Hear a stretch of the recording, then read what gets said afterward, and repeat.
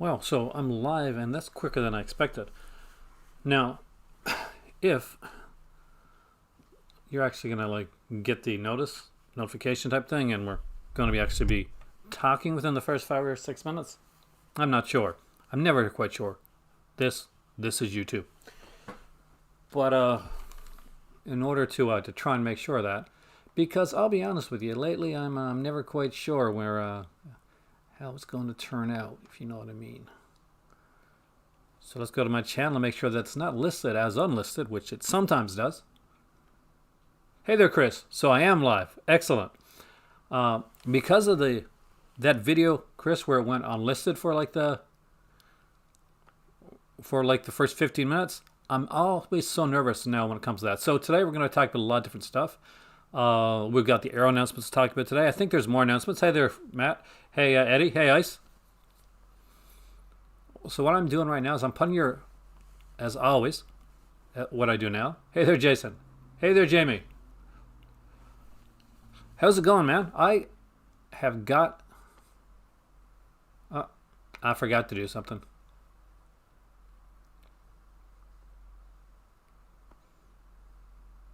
I'm fixing some stuff up. So you get 15 minutes. So you're going somewhere special?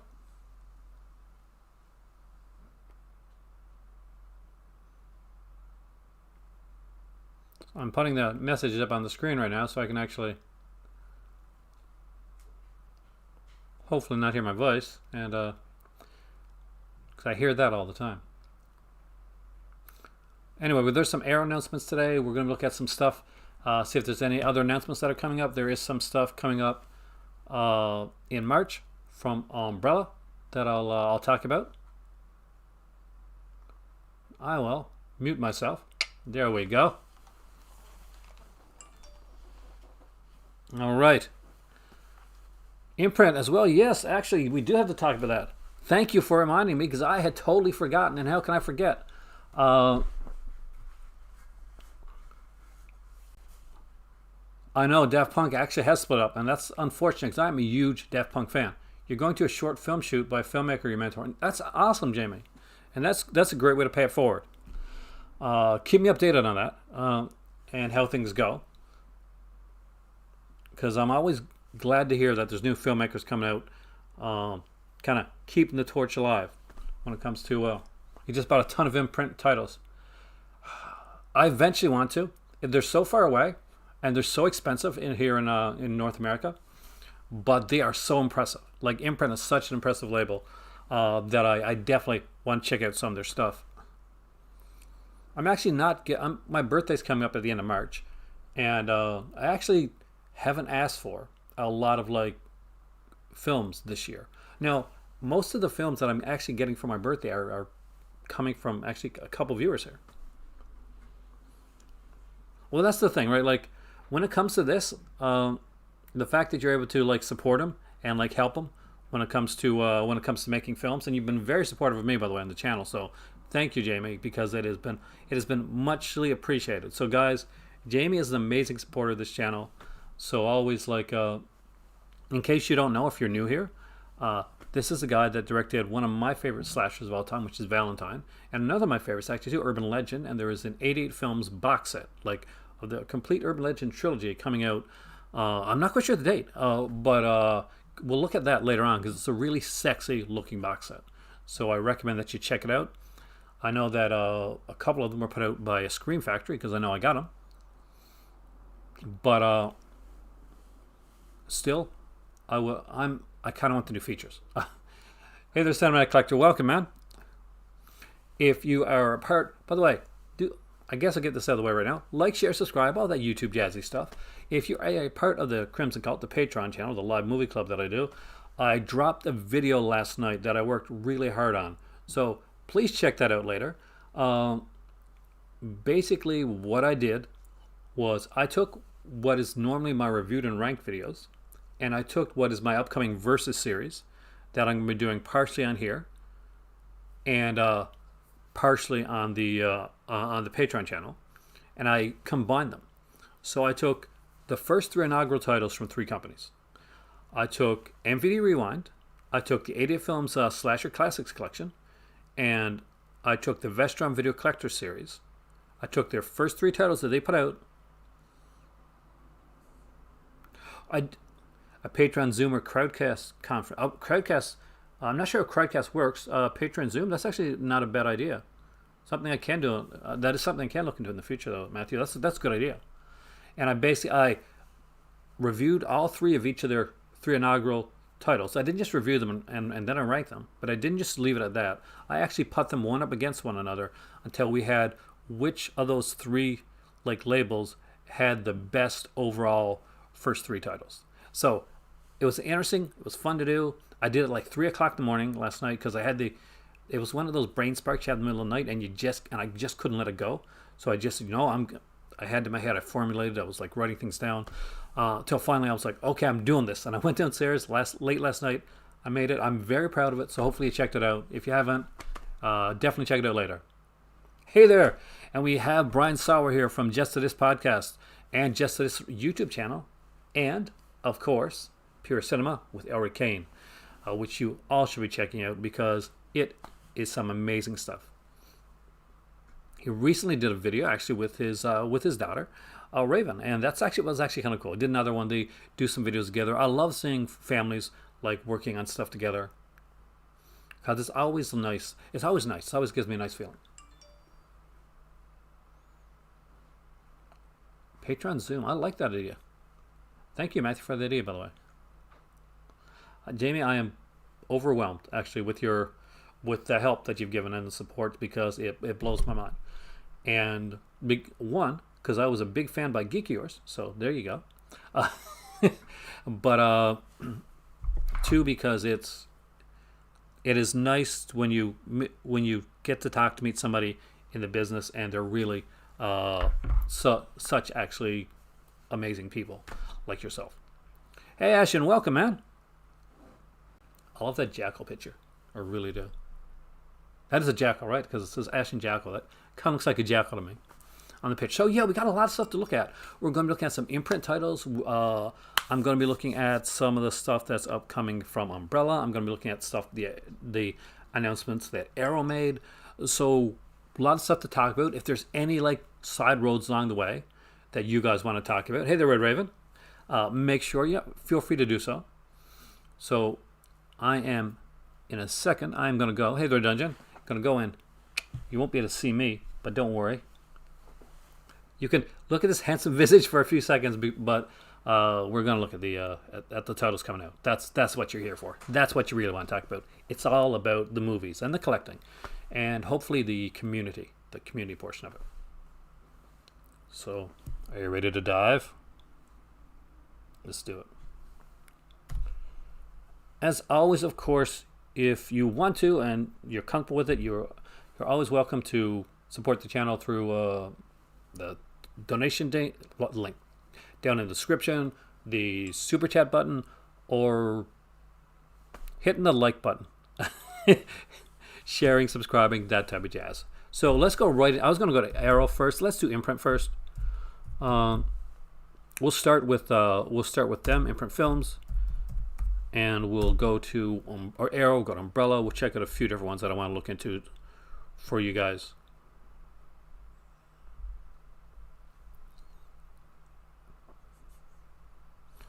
All right, so let's look at the Pre-Order World first limited edition Blu-ray titles that are on the go right now. Are these the latest? These aren't the latest. So let's go to shop now, because I know they announced some. So Imprint's done a lot of stuff. I actually did are they having a sale? Is Imprint having a sale? Let's just check this. I want to see if there's a sale on Imprint.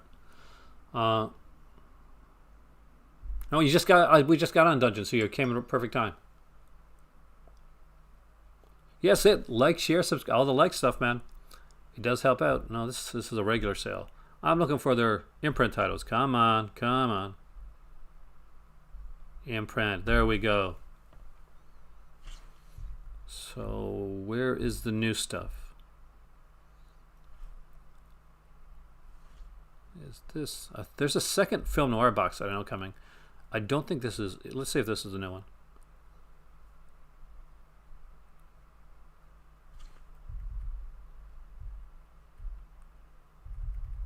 These do not look like the new ones, but the March titles look to be Let It Ride, Regarding Henry, Scarface, 1932 Paul Muni film, of course, with Boris Karloff's in that one too. I love Boris Karloff. Two Worlds of Jenny Logan, The Mothman Prophecies, and Timeline. There's a few of those that interest me. So, Via Vision, thank you. So let's go back here. Let's go back to my Twitter. Where the hell's my Twitter? And let's go to Imprint Films, because that's where they made the big announcement at. 6 brand new titles coming. Let's look at these. So as you can see right here, we have Elfie, James Coburn's The President's Analyst, The Chalk Garden, Peter Lorre in The Face Behind the Mask, Essential Film Noir Collection number 2, and The Gambler. And let's just bring those up. And why do I come here and not see them? Pre-order now, they say. I go here. I look for the pre-order now. And you know what I don't find? I do not find them.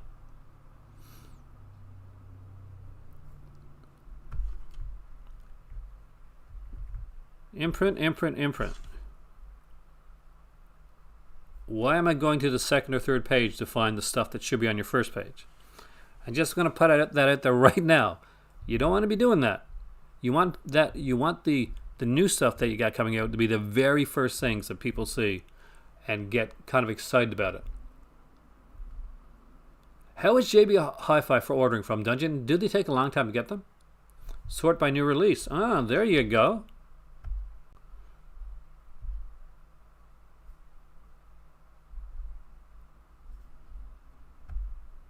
That's a brilliant idea that I should have thought about right away.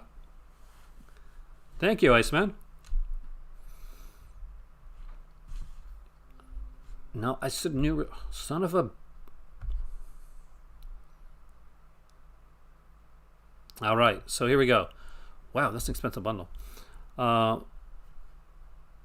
So let's go through them one at a time. See what features are on there. And you guys tell me which ones you guys are getting. So we got James Caan here, favorite actor of mine. James Caan's kind of like the epitome of cool. I think you're right. It is defaulted by alphabetically. I don't like that. Defaulted by new to most places. Default from new to old. You know. So we got a new audio commentary with Matthew Asprey Gear. It's a 2021 audio commentary, so that really is brand new. A new video essay by Chris O'Neill. A new On the Morning After, composing The Gambler, a new interview about Jerry Fielding's legendary score with author, film music historian John Burlingame. A 1991 archival audio interview. I can't talk tonight, guys. With Carell, I'm not going to pronounce that. About his life and career with the British Entertainment History Project. Optional English subtitles, theatrical trailer, a limited edition slipcase on the first 1,500 copies. You got the in, man. Jamie, you got the in. See, I don't mind a bit the speed if I can, eventually get it. With a decent price. I know that there's some like older titles from Umbrella that I'm picking up. And I know I'm going to get those more than likely from Umbrella's website if I can, if they ship here, because they do this 20% off thing, and once you buy enough, then it evens out. All right, so Essential Film Noir Collection, Volume 2, from 1951 to 1954. Let's see, there's a slightly bigger picture over there. Looks like we got Hollywood Story, City That Never Sleeps, Phantom of the Sun, I think that's called, and Private Bell. Well, we'll see when we go down there anyway. So special features on these. On Hollywood Story, we got new audio commentary with Jason Aine, a new interview with film author and critic Kim Newman, Julie Adams on Hollywood Story, Eddie Mueller on Hollywood Story. Eddie Mueller's always good to hear on these releases. He knows his stuff. That's kind of what he does, right? The film noir, he's a film story. We got new audio commentary here with Imogene Sarah Smith, a new interview with author and critic film critic Kim Newman on here. Plunder of the Sun, that's what it's called, not Phantom of the Sun. Nice, Kubrick.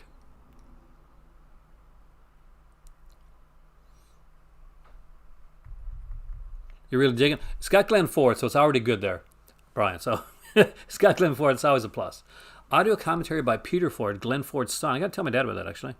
Writer historian Frank Thompson. There is new video interview with film critic Barry Forshaw on Plunder in the Sun.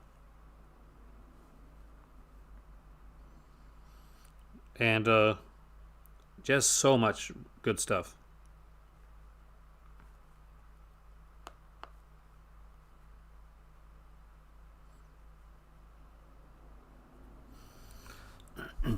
There's Plunder History Featurette, the John Wayne Stock Company, Sean McClory Featurette. I'm not quite sure what the John Wayne Stock Company is, but we'll find out, I guess. Did you like the commentary? And the fourth one is Private Hell 36. I forgot the 36. How could I? So, oh, wow. Okay, so we start off with an audio commentary for Private Hell 36 with Drew Casper. We go into a video essay with Ket Ellinger on Ida Lupina. Damn, I want that. My good friend Vanessa actually would probably be interested in that since she's a huge Ida Lupina fan. So I gotta let her know. So what am I doing? I am going to snap a picture of those features, send it to her, as we're chatting right here or right now.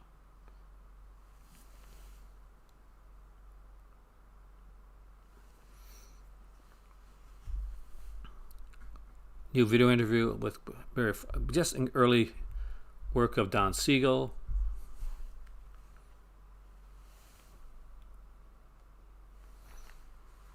There. This looks awesome. This set looks amazing. I wish it was cheaper. I wish I was richer. But either way, it's great stuff. Like Imprint, they're just putting out some amazing stuff. You can't. Up next is The Face Behind the Mask. It's a Peter Lorre film. So you know I'm going to be done with that. Acclaimed but rarely seen film noir crime gem from 1941. Starring Peter Lorre, plays a disfigured watchmaker with a grudge against society who embarks on a life of crime. I don't know if I've seen this film. It sounds familiar, but I don't know if I've seen it. Hey there, Flip. Welcome, man. I forgot to tag you on this video thing. Imprint's films are from Australia, Jason. So they're coming, just like Imprint is like I was told, because they're part of from Jamie. We're actually a part of Via Vision, and so Imprint and Umbrella are two of the big Australian labels. Breakdown is amazing. Black Sunday, Far in the Sky, The Deep, Day of the Locust, incredible stuff. Breakdown, when I get something from Imprint, like as a single release, as not opposed to the box sets that I really want, I have no Imprint, like in my right now Ragman. I wish I did. They've got great stuff. Check out Brian Sauer's channel. He's showing a lot of stuff on there for Just the Discs on his channel of Imprint. That'd have been amazing. I think like him and I think Heath have done the videos on Imprint. I wish I could do one. Maybe down the road. When I bought a lotto ticket tonight, so keep your fingers crossed, guys. Breakdown is one that I saw on VHS, and I don't know, did it ever get? It did get a DVD release, right? But that was about it, like an early DVD release.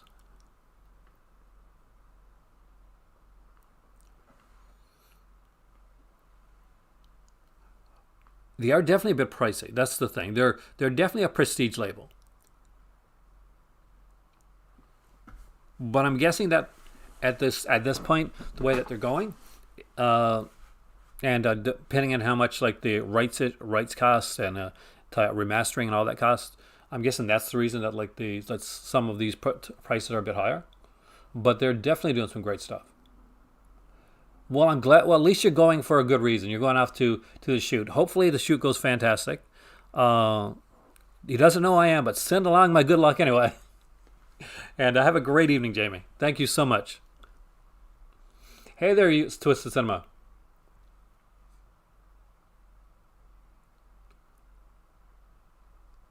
'50s. Holy crap! I didn't go. I haven't got the Christopher Lee box yet. I wish I had, but I haven't been able to. I actually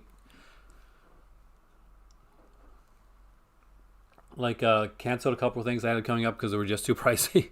Like yesterday, I had a couple 4Ks that were coming up from Severin that I had to like cancel.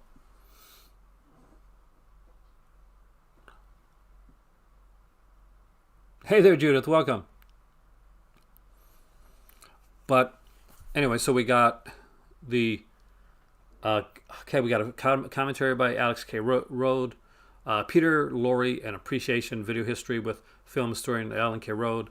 That's going to be interesting. Kim Newman video interview on Face Behind the Mask, and of course limited edition slipcase.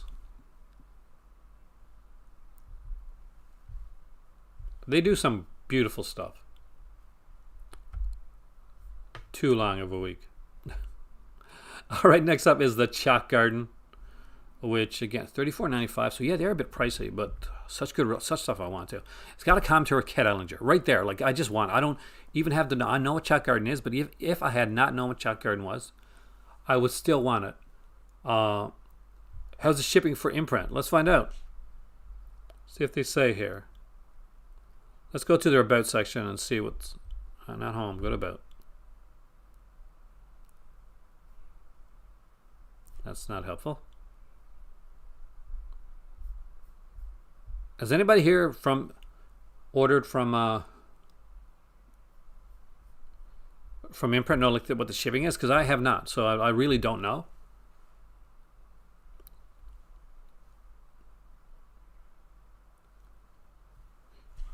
Hey there, Trini. So the last one up here for this time, I think, is The President's Analyst from 1967. It's a James Caan film. No, James Coburn, sorry. The first one was James Caan. James Coburn as a psychiatrist whose top secret sessions with the president are leading him to a nervous breakdown. Oh, I remember this film, actually.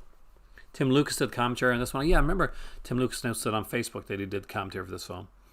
The President's Analyst and Appreciation by Kim Newman. We got Import CDs carries Imprint.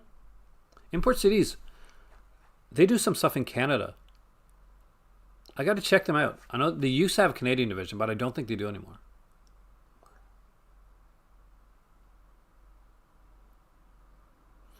Yeah, it was actually the thing that was killer wasn't like the price, like transfer when it came to like the conversion. It was always it's the shipping that was killer. $15 shipping for you. That's not too bad.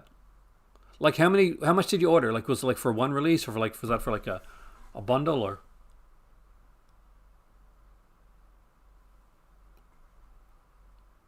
Diabolique so far has been slightly out of my price range when it comes to shipping, but I keep an eye out just in case you have any type of deals or sales that even it out. Like with companies like Diabolique, I gotta be looking at things like, oh, there's one more which I do want to look at here, because it's a film that I actually really like. And that is Michael Caine in Alfie. And this looks to be one of their sets. So it looks like it'd be a 2-disc release. So 2-disc, this is a hardbox edition with unique artwork, 2,000 copies only. We get an audio commentary with film historian Joe Botting and Melanie Williams. We get an audio essay by Ket Ellinger, a video appreciation by Matthew Sweet. Oh wow. Archival video interview with director Lewis Gilbert of the London National Theatre, Michael Caine Breaking the Mold documentary. Michael Caine discusses his life from childhood to stardom, done in 1994. My Generation, David Barry's feature documentary in the 1960s, Cultural Revolution in London. Wow. A new interview with My Generation's director David Batty. So is that a full-length documentary?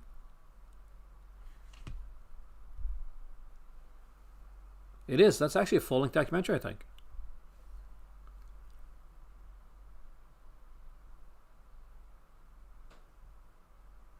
Oh, Tim Lucas is an amazing commentaries, man. I totally agree with Twisted. I've never tried WoW HD, actually. Like it's one hey Alvin, welcome man. I didn't see your message up there.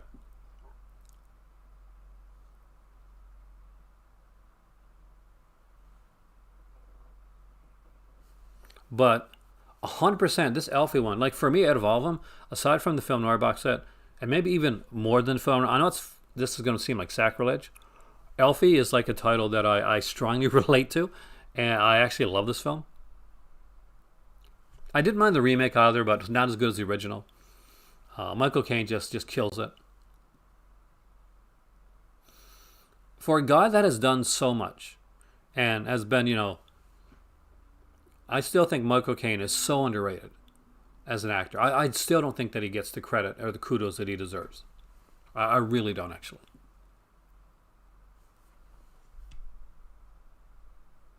So the bundle that they had previously to this one is this one right here. So their March bundle is still available with Let It Ride, Regarding Henry, Scarface, Mothman Prophecies.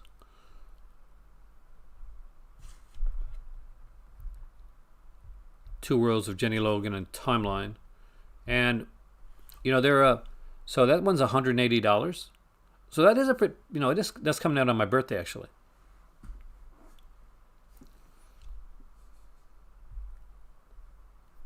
So there are some pricey stuff. I mean, like for, or in your Cop with Christopher Lee collection. I wish I could. I can't yet. Soon, I hope. So let's go to their, I guess we'll go to shop to find it.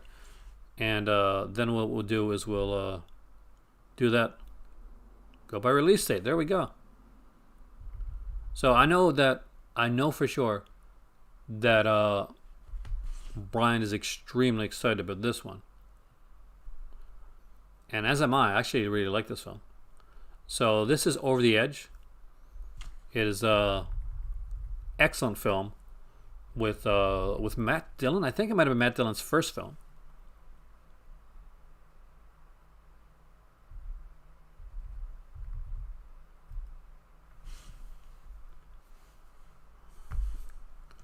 And look at the extras. Look at the extras on this. Holy crap.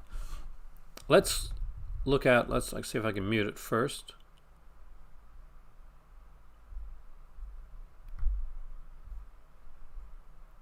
So let's bring this up here for a second. And look with the sound down because you don't want to get tagged or anything like that. Over the Edge.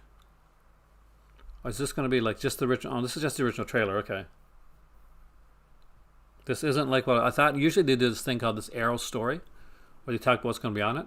Has anyone really Sleuth on Blu-ray? Not the original, I don't think. Not that I know for. Not at least, not a good North American. Maybe an okay release, but not a really good like North American release for Sleuth. Sleuth is an excellent film. It's one of my favorites.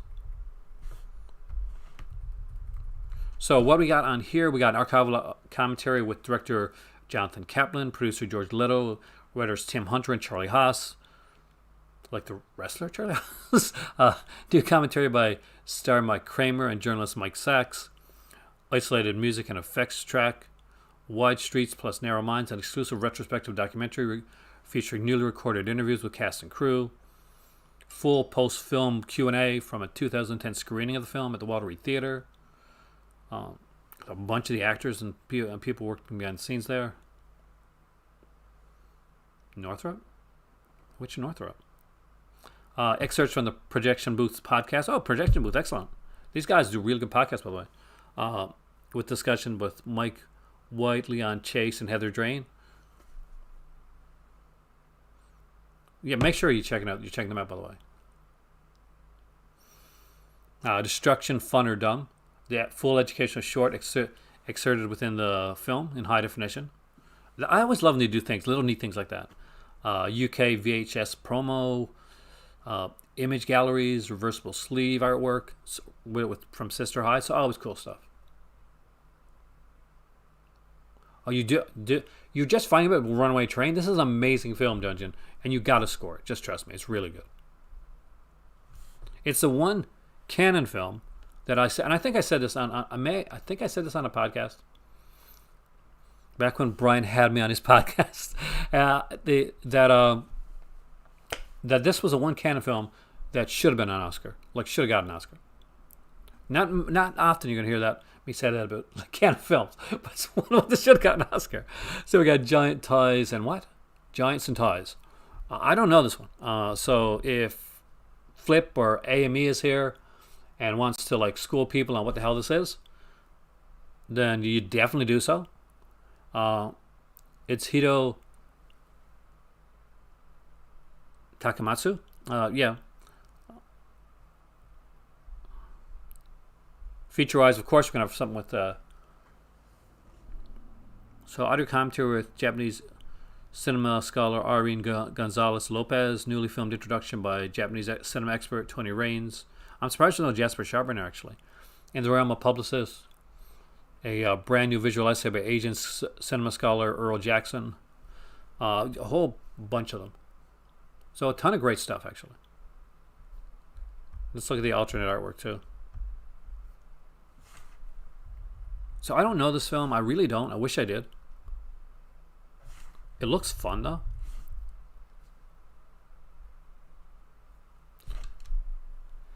Let's read it. It's a sharp and snappy corporate satire, well, it's right up my alley, revolving around the ruthless machinations of a group of ad men working in the confectionery industry. That's really up my alley. Because, well, you know, I'm not working in it now, but public relations is kind of my thing. As a new recruit to the marketing department of World Caramel, fresh-faced graduate Nishi is eager to impress his ambitious and hard-nosed boss, Goda, even if it strains his relationship with his college friend Yokoyama, hopefully I get these names right, and budding love interest Masami, who work at the rival companies of Giant and Apollo. With World's lead over its competitors slipping badly, the two spot a chance to get back in the race in the shape of the pretty but unsophisticated 18-year-old Kayoko. Goda and Nishi get to work polishing this rough diamond as their new campaign girl, but as the three rival confectionery companies pitch themselves into an all-out advertising war that spills out onto the streets of Tokyo, it escalates to ludicrous extremes. I really want to see this film. Holy crap.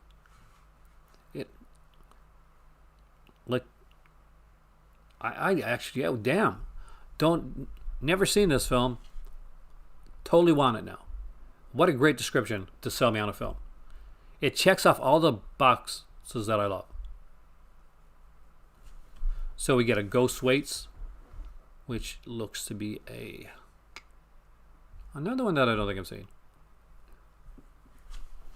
So there you go. There's two. Tasked with renovating a neglected rental home, handyman Jack quickly finds out why the tenants keep leaving in droves. The house is haunted. The ghost in question is Muriel, herself employed from beyond the veil to keep the home vacant. Against the odds, Jack and Muriel find they have a lot in common, pulse notwithstanding. Having found a kindred spirit in an otherwise lonely existence, they must fight for the newfound affection as pressure mounts for them to fulfill their cross purposes. Which is, again, sounding really cool. You guys are so quiet right now. I'm not sure if like the messages are just not coming up. And why the hell are my messages showing up on screen? I want to see that right now.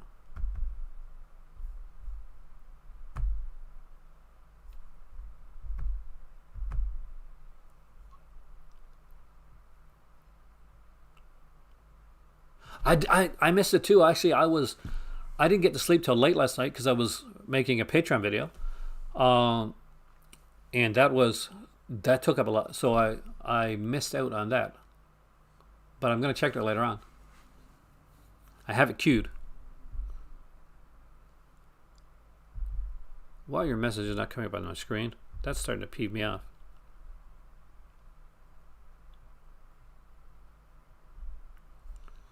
Wrong one, chat box. Let's go to the chat box.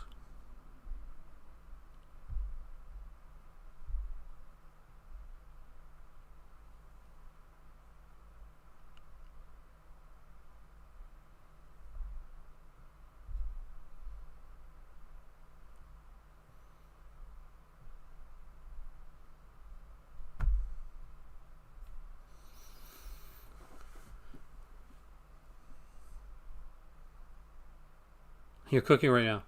Guys, been releasing a lot of stuff. They have released a lot of good stuff. But there was more releases announced. I'm pretty sure there was. Some of them were North American, though, I think. So there's a couple North American releases as well. Let's go over to, I know because this was on here. So let's go to Arrow.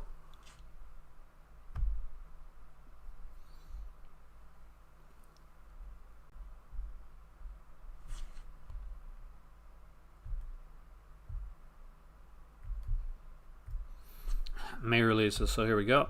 So I knew there's something else. So they're getting a steelbook for 12 Monkeys. Django with Adios is coming here, actually in North America. So that's pretty cool. And they're getting a steelbook with a slipcase for 12 Monkeys. I'm pretty sure that's probably going to be Zavvi exclusive, though I can't verify that.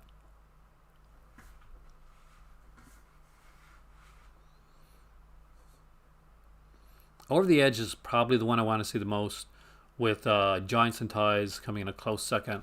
The one I'll probably get quickest though is probably going to be Django, because that'll be around here eventually.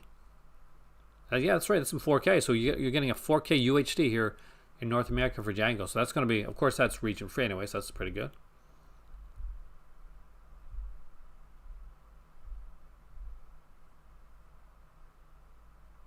So yep, Zavvi's got the limited edition 12 Monkeys steelbook. Let's look at that.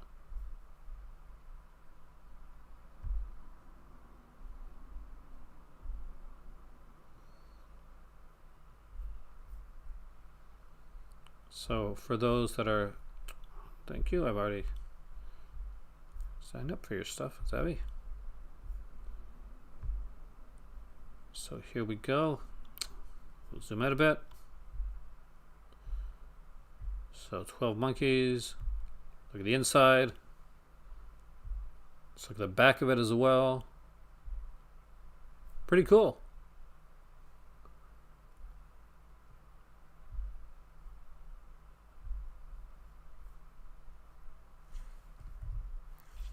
Let's go back to the thread.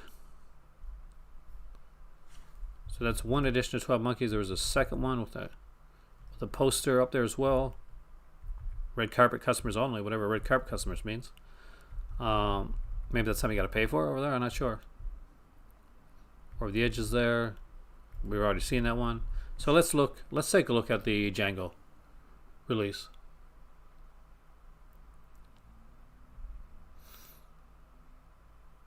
I think if you're going to put out a steelbook, I think slipcovers is a good way to go. Just to get alternate artwork, because I'll be honest with you, I like the idea of being able to taking out the insert and be able to turn the artwork around. That's one of the reasons I don't normally get a lot of steelbooks, unless the artwork is really outstanding. As if it's really neat, then I'll try and grab it then. Well, that's the good part about it. They're not putting the stars right on the release. Let's let the movie stand on its own without Bruce and Brad there. So you can see it's 4K. This one we got Franco Nero right in there. So you like this. 4K is the way to go, Trini. One of these days, you're just going to have to you're going to have to join the rest of us.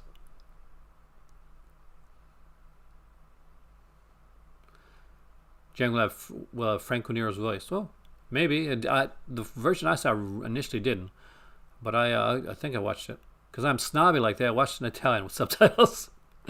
Sergio Corbucci is such an amazing filmmaker. Look at this. Look the stuff we got here. There's art cards for this one here. There's we got Django. We got Texas Adios on here as well. There's a poster. There's a book. It's a hardbox release. This is going to be an awesome release. And anybody who loves this movie as much as I do is definitely going to be grabbing this one here. And what's our release date for Django? This is in the US.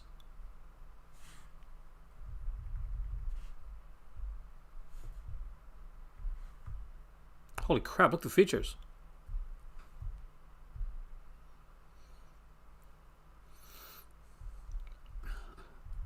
Sooner or later, what's going to happen, Kubrick or Trini? Here's the thing. You may not be a 4K person now, but sooner or later, there's going to come a title that's going to tempt you so much with features so much that it is going to. It is going to get you over there. Same thing happened with, from VHS to DVD, from DVD to Blu-ray. It happens. It is stacked, man. So we got audio commentary with Stephen Prince, Django Never Dies, interview with Franco Nero, Cannibal of the Wild West, interview with assistant director Rogerio Deodato, Sergio, My Husband, interview with Sergio Carbucci's wife, Nori Carbucci. That's My Life, Part 1, archival interview with co-writer Franco Rossetti, a rock and roll scriptwriter, and an archival interview with co-writer Piero Vivalli. Punch in the Face, an archival interview with stuntman and actor Gilberto Galimberti. Discovering Django and Appreciation by spaghetti western scholar Austin Fisher. An Introduction to Django by Alex Cox, an archival featurette with the acclaimed director. Image galleries for Texas Audios. That gets its own audio commentary with C. Courtney Joyner and Henry C. Park. That's gonna be great because C. Courtney Joyner is amazing. There's Sheriff is in Town, interview with Franco Nero. Jump to the West, interview with co-star Alberto. We're gonna go with that. That's My Life, Part 2, an archival interview with co-writer Franco Rossetti. Hello Texas, an Appreciation by spaghetti western scholar Austin Fisher. So really cool stuff here.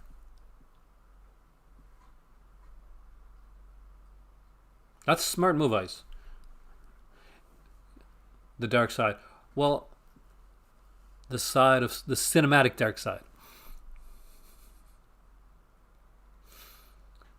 Well, most of these releases, this one's just a 4K UHD, but there was previously a Blu-ray edition of this put out. I'm not quite sure if that was. There you go, right there. See, there's a steelbook right now, Dave, of like the original Blu-ray edition of Django and Texas Audios right there from Arrow US. And see, you still got all those features right there. Now me, I gotta go with, hey, there's Cinematech. Welcome, man. I have to go with the 4K of that one. Django's a really great film.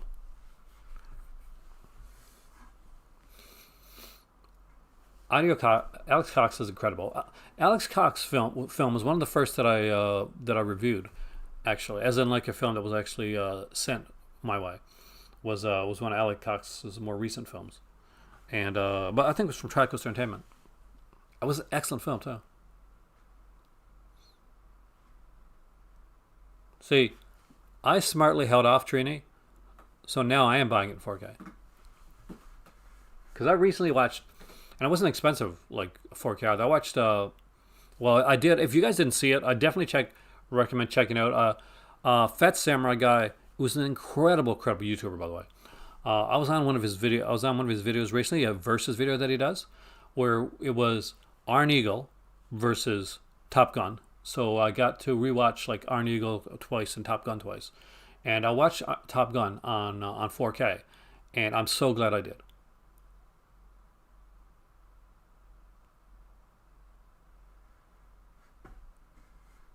Oh no, they're past the whole Blue Underground thing was taken care of Cinematech. It got pulled at the last time because of Blue Underground. After all that got straightened away, that's why they're able to put it out. Hey there, Sumo. So that's why they're now able to go ahead and with the 4K restoration of it as well.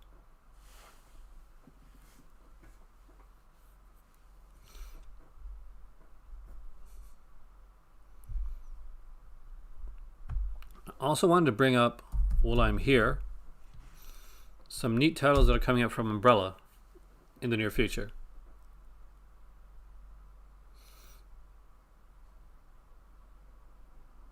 Oh yeah, hell yeah! Like especially for older films. Like people say, why should you get like 4K for older films?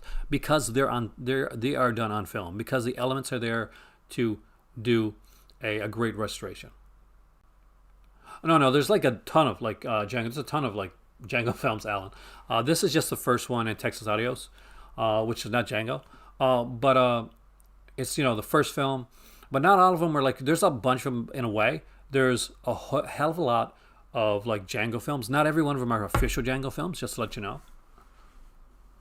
But there's a lot of that stuff there. So let's look at what's coming up from Umbrella in the near future. There's something in particular that I want to look at. And there's a couple things that are. So I'm gonna go. I'm not gonna go in order here, but there's a few things. They are actually. I'm actually gonna get to that. Let's do that one first. So Umbrella is releasing Django Shoots First on Blu-ray. That is done by Alberto De Martino. He was the director of that one. What's really interesting for me about this one here is, well, aside from the fact, yeah, Franco Nero was only in a couple of them. I don't think there's a nobody film set yet, but there should be. Going to work now? Good luck, Cinematic Collector. Have a great evening there, man. Thanks for coming in.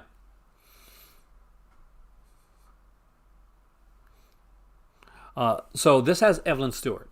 And for those that don't know, just Google IMDb Evelyn Stewart. She's in like a bunch of like really great giallos. I'm excited to see this one and to see her in this. So that's coming out from Umbrella on Blu-ray. What's going to excite a bunch of people, I think, and I thought it was kind of cool, is that Leap of Faith, which I actually really like. This is a Steve Martin film. So what's really neat about this is this doesn't have a Blu-ray release. This is the worldwide Blu-ray release for Leap of Faith.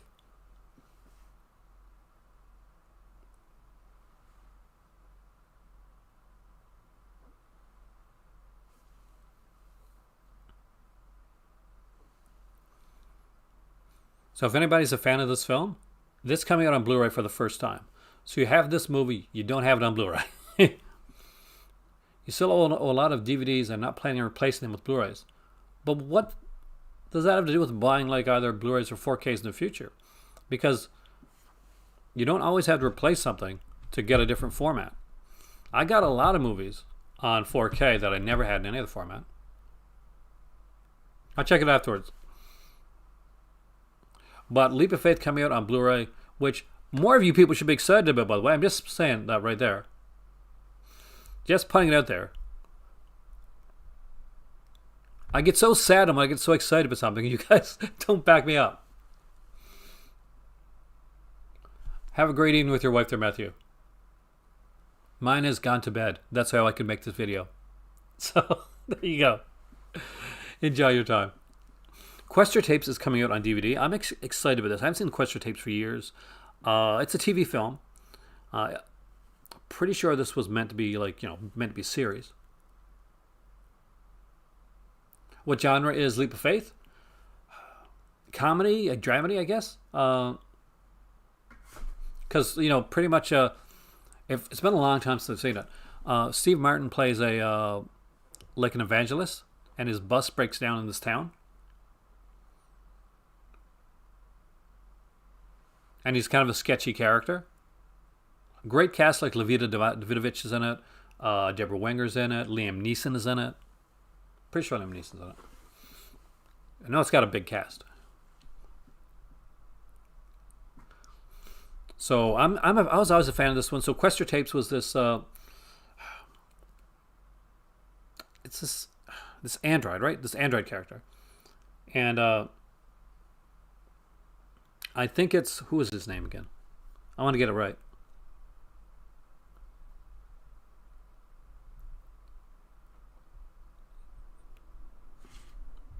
It's killing me. This is killing me. What's the name of the?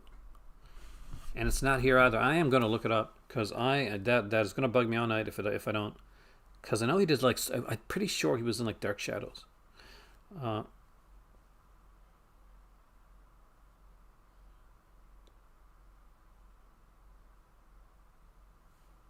Robert Foxworth.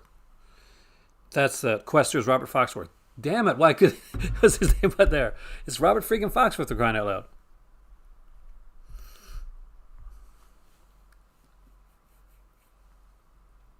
It's a fun film.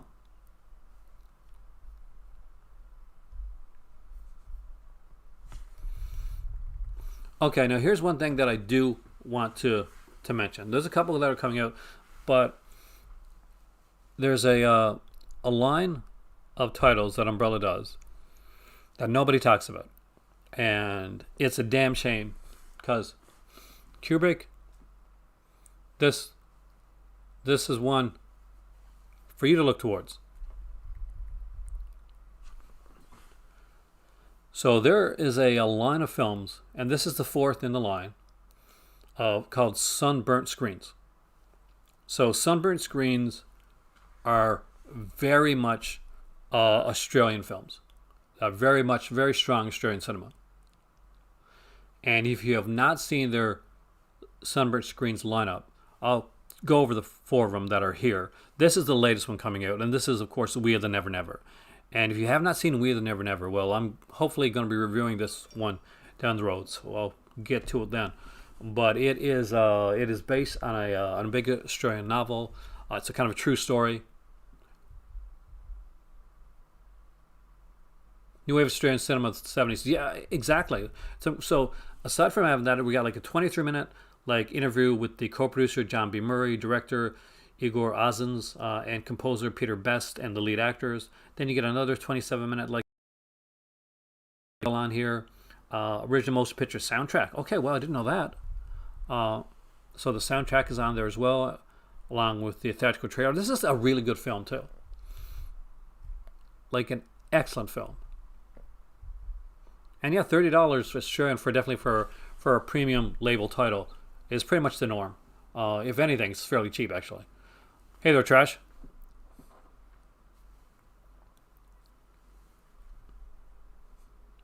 But the reason I wanted to mention this, see, that's what it's okay to wait for a sale, but honestly, you vote with your, you buy with your, you vote with your dollar with a lot of the stuff. Sometimes it's great to wait for a sale. Other times, though, in all honesty,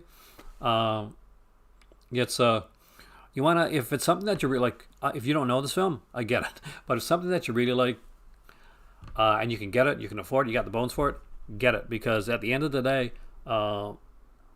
if there's something that you like, and you only get it when it's on sale, and then something that you like doesn't get made anymore, then we can't complain. Because we're saying that we'll buy this, but we'll buy this at a reduced rate. And if,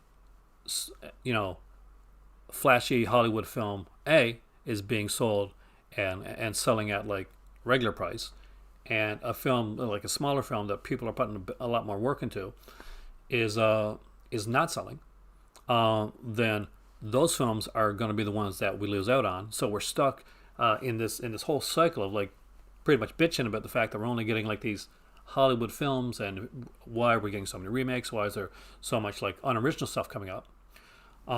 That's the reason. If we don't support films that are different, or labels that are different, they don't happen. They don't stay around.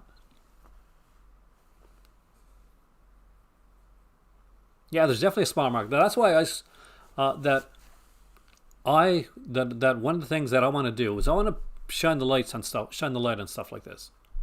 Oh yeah, Kubrick, Daft Punk broke up. They had like a video announcing it and everything, and their publicist confirmed it. Hey there, Sardez. You watched Michael Caine and the Man Who Would Be King, filmed in Morocco. Excellent, excellent. Do you know what part of Morocco it was filmed in? Probably a few parts. Rabat, probably for sure. A lot of them get filmed in like in Essaouira. Speaking of which, not filmed in Morocco, I don't think, but actually a really good film coming out that came out, I think, last year. I haven't got to see this one yet. Eventually, I'll pick this one up. So this is The Furnace. Check the trailer on this one. Really interesting little film. Basically, so there is this Australian kind of like guy, and he has these gold bars, but they need to get to this big furnace, because the gold bars has this imprint on them, and once they can actually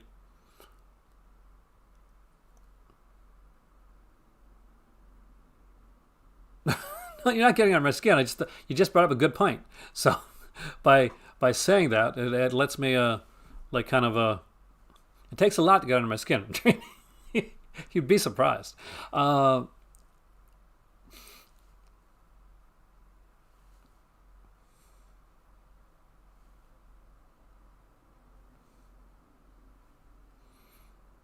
So basically, they need to get to this furnace because the furnace will actually be able to pretty much burn off.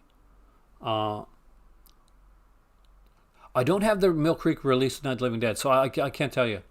Um, the Rad, the Mill Creek release of Rad selling a lot. We pre-ordered on February the 1st, got an email from Amazon that it wouldn't arrive until April 15th. I'm not sure if it probably is, but I'd have to find out. Let me see. I don't know. I could reach out and see what I can find out. But I see like Rad more than likely it's sold out well. It was a really big surprise for me for Vinegar Syndrome. So and it's a steel book. It looks really nice. More than likely, a lot of them they probably just underbought the amount. But yeah, definitely wait it out.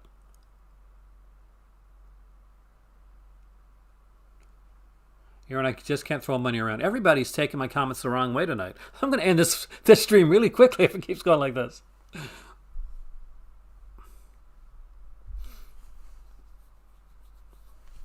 And one of the things that I'm pretty sure a lot of people are excited about.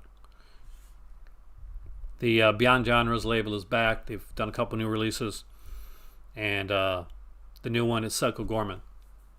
So if you've never seen the Beyond Genre releases that Umbrella Entertainment puts out, they're gorgeous. They have like these gorgeous slips with this incredible artwork.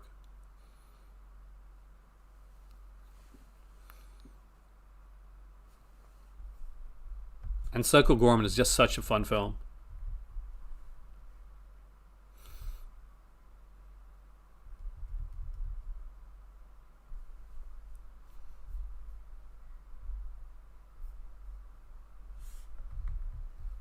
So aside from that, what else is coming out?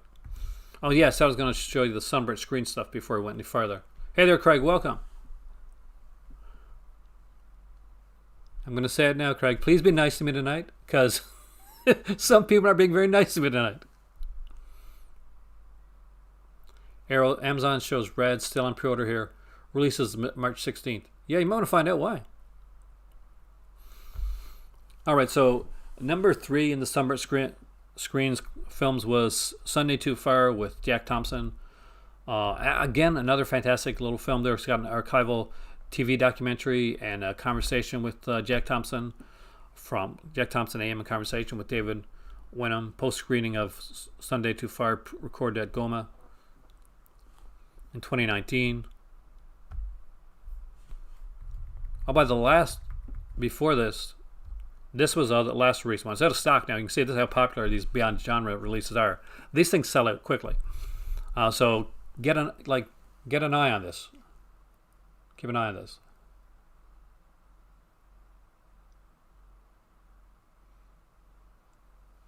So that's Bad Bye Bubba, of course. Again with a ton of features on this one. That's a fun little film. I actually like this film. Right now, unfortunately, is out of stock, but keep an eye out for it. Yep, Trash, we're looking at Umbrella tonight. Well, we looked at some other stuff too. We've gotten around to Umbrella. So these Beyond Genre things, they sell out, and some of them are, they're gone. If they come back without slip. So you want to grab it when the slips are there. One thing I'd like to get, and I would love to have for my dad as well, is this, and this is again this is out of stock right now too. Is there's these Jungle Gym films. So basically, Jungle Gym is like this comic strip. But there's a bunch of films made, Jungle Gym films that were made with Johnny Weissmuller. This is after, he played Tarzan. So each of these, I think, have run 5 films on them, 3 disc set with 5 films. And I think at this point, there's 3 volumes.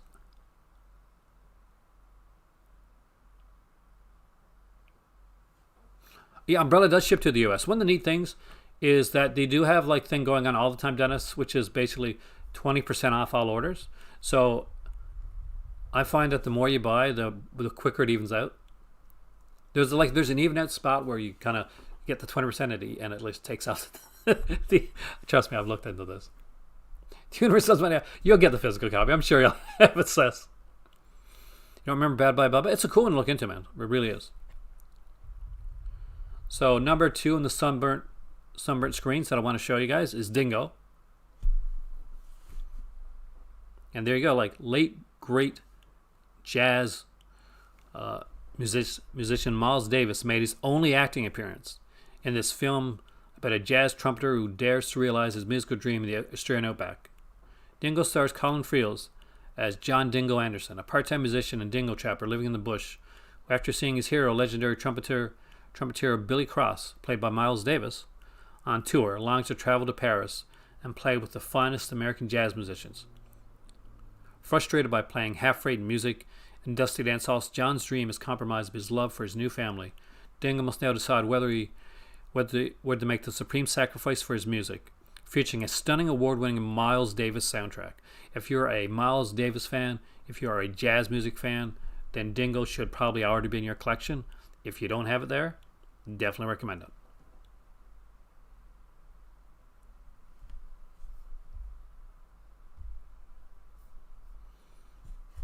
And I think the one that started it all and probably got the biggest notice at the time it came out was that and this is one I'm sure that that Kubrick probably has on do you have this one? Miles Davis, one of your favorite musicians. Kubrick, this is his only movie that he ever acted in, with a score done completely by Miles Davis. So if you don't have that film, definitely look into it, man. It's called Dingo, because I know you're a music guy. But their first release, I'm trying to find it here. I'm pretty sure it's Peter Weir's Last Wave. So there you go, The Last Wave of Richard Chamberlain. Actually, it looks like Richard Chamberlain. The release that I had of this did not look like, it looked like Kevin McCarthy. But this is The Last Wave of Richard Chamberlain. Excellent film. Amazing film. Great stuff on here.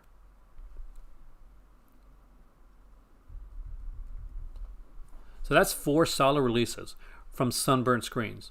And I'm going to go out there and I'm going to say this. I'm willing to bet, and definitely let me know, call me out if I'm wrong on this, but most people on here, unfortunately, did not know that Sunburnt Screens as a sub-label was a thing. And that's a damn shame.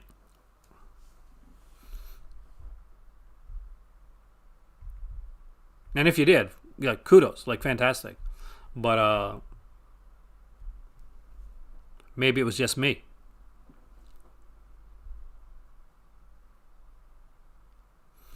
Now, because I'm interested in some documentary stuff too, one thing, there's 3 here that are coming out. There's Original Stick, which is very interesting for me. I have not seen this. Let me know if you guys have, by the way. So Bob Fisher, who's basically does a con artist on his forest fire tour of Melbourne, a colorful misanthropic nobody manages to fool everyone within earshot. Artists, gallery owners, art dealers, sponsors, scorching the poor suckers in the process. So they follow along with this Last Wave, The Last Wave with Peter Weir. It was put on an early, there was an early Criterion DVD, but I remember that. They are doing new series for the PlayStation stuff too. Which one is that, by the way? So I got to find it. Oh yeah, the Barry McKenzie. I love Barry McKenzie. I haven't seen Barry McKenzie stuff in years. They're not for everybody, but I get a kick out of them. And they got Stick Happens, which is a second documentary that documents the conflict between the filmmaker and the subject. So that's really interesting. I'm actually very intrigued by that one. So Original Stick, never heard of it before. Conquest of Everest, of course, is the documentary done about first time when Everest was I think back in 1954.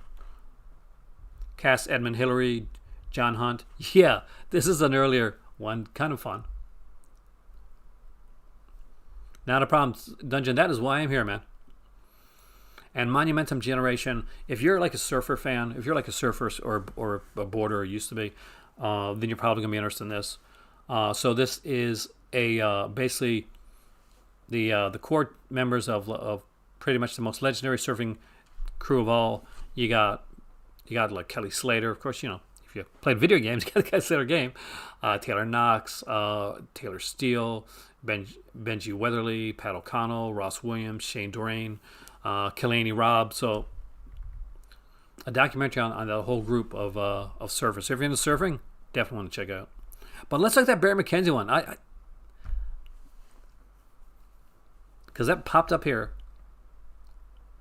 and I'm a huge fan of that type of stuff. Oh, here we go. The Adventures of Barry McKenzie. If you've ever watched the Exploitation, Not Quite Hollywood documentary, then you'll you've seen Exploitation Classics. There we go. And that is Dame Edna, by the way.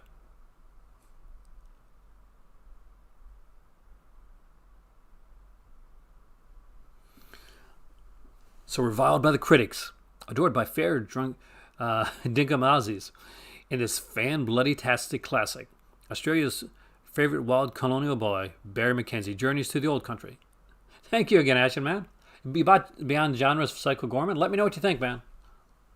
I'm going to be hopefully reviewing that one on the channel, too, so keep an eye out.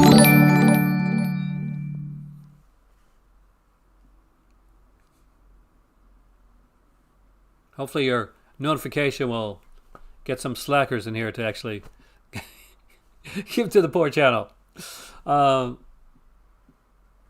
less than what it costs to buy a cup of coffee at Starbucks, you can support this channel. Okay, so Journey to the Old Country accompanied by his Aunt Edna Everidge to take a Captain Cook and further his cultural and intellectual education. Man, I cannot say all this. It's a whole bunch of like Australian terms that I do not know. Play feature with or without a Dame Edna introduction. That's kind of cool, actually.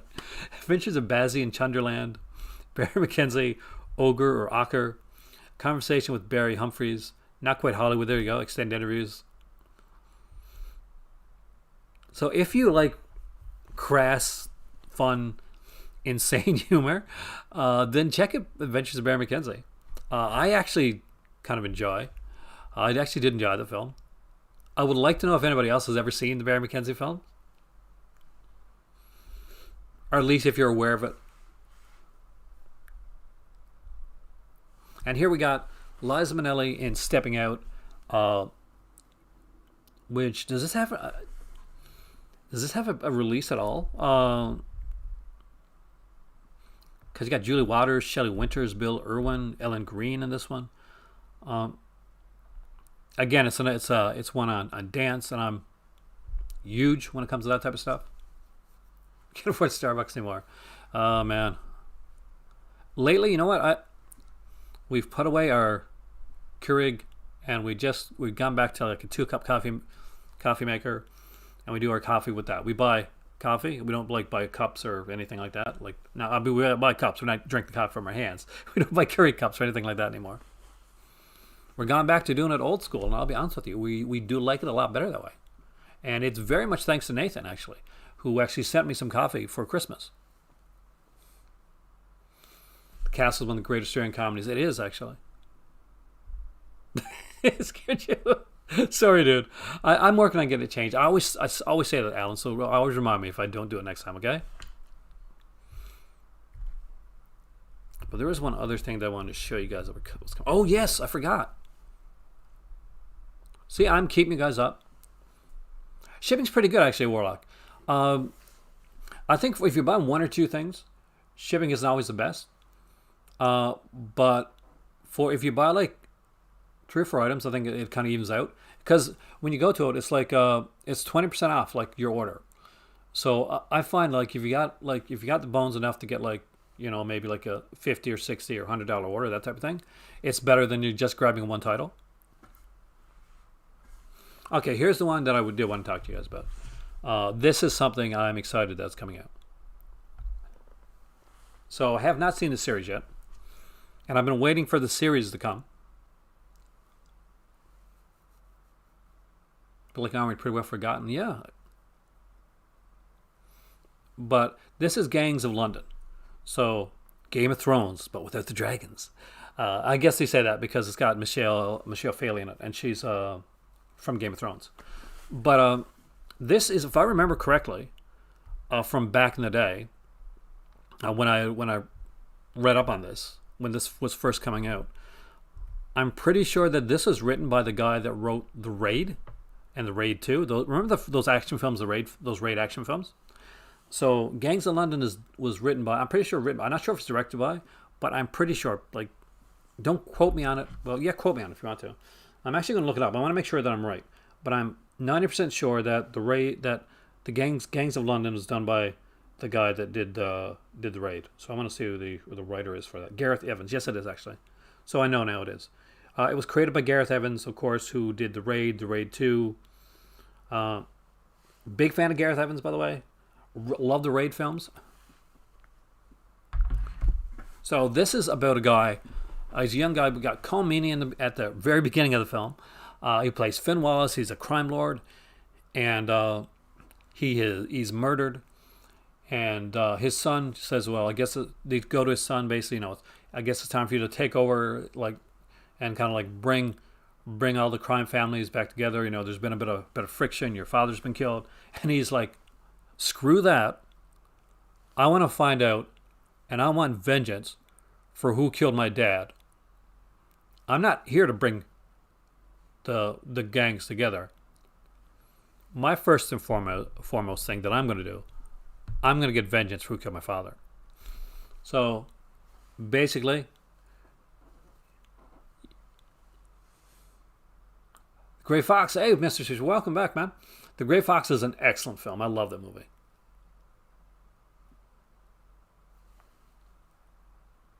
And of course, the great Richard Farnsworth, man.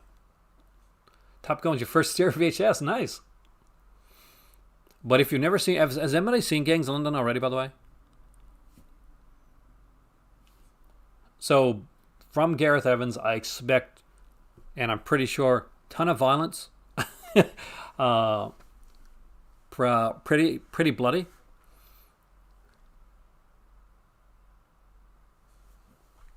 So let's see. They've got how long is this trailer? You've got a trailer here for this, so let's take a peek at the trailer. Well, I'm going to mute it when I do. Good, it's already muted.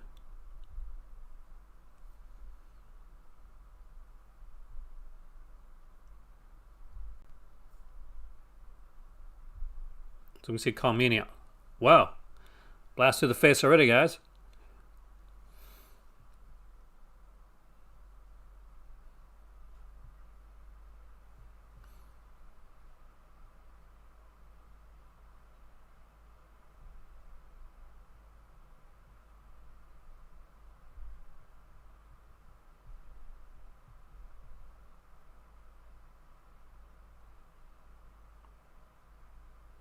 Oh yeah, this is definitely going to be like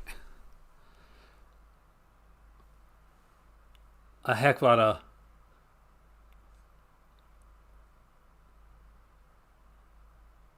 Don is dead. It's been a long time, yeah.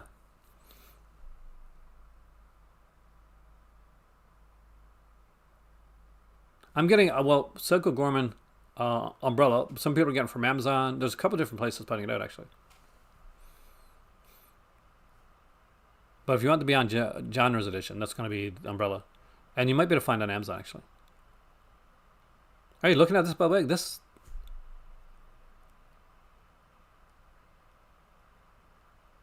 Oh, I'm all over this film. This series. This is definitely my type of stuff. So if you ever wondered what type of cinema I just like to sit back and watch sometimes, like this, yeah. You can tell this is by the guy that did the Raid.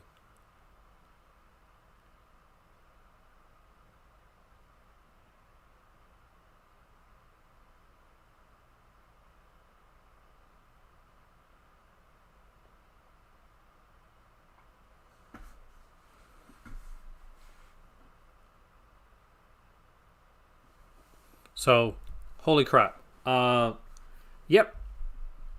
Yes, 100% yes. I want to see this. It's filled with violence and blood and fighting and shooting and stabbing and explosions. So yeah, that's definitely for me. I'm not sure if anybody else, but yeah, I kind of want to see this film now. It is amazing. That's right. It is a cool trailer. So I had read about this when it first came out. I knew that there was no way in hell I was going to start watching on a week by week basis because one, it was in Sky, and do I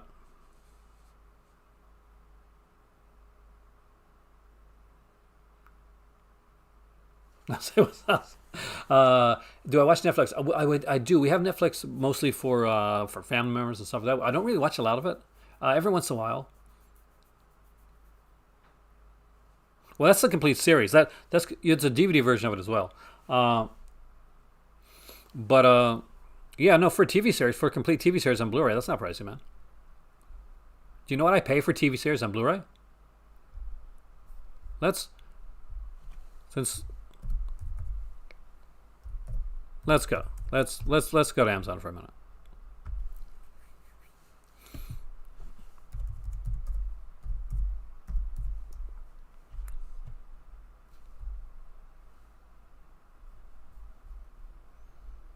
Let's not look at the sale stuff. Look at the regular price stuff.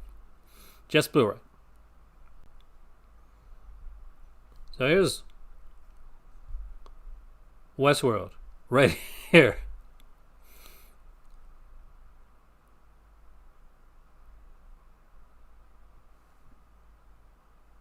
Paid $7 for an hour. Exactly, Mr. Sushi. There's the thing. It's the guy that did Raid, Gareth Evans. I know he wrote the Raid. I don't know. Not sure if did he direct the Raid too. Gareth Evans. I think he did, right?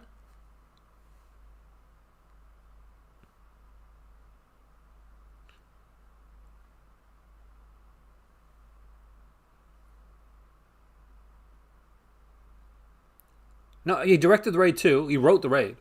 Like he directed a part of like I know VHS 2. He did some stuff on that.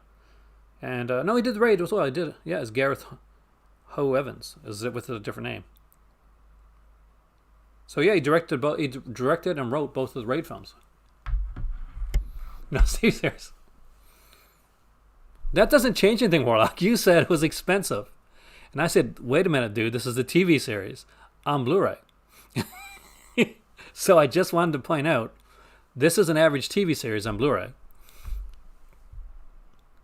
So it's pretty much per cost. Just saying. I'm very like, I seem like I'm on defensive tonight. Or I seem like I'm coming off like I am. But in all honesty, I'm much more lighthearted than you think. So,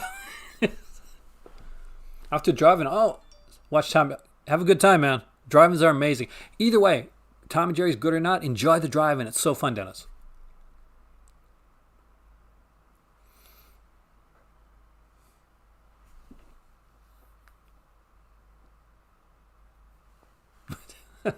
Let's have some faith in it. Mr. Sushi. I'm a huge Tom and Jerry fan. Uh,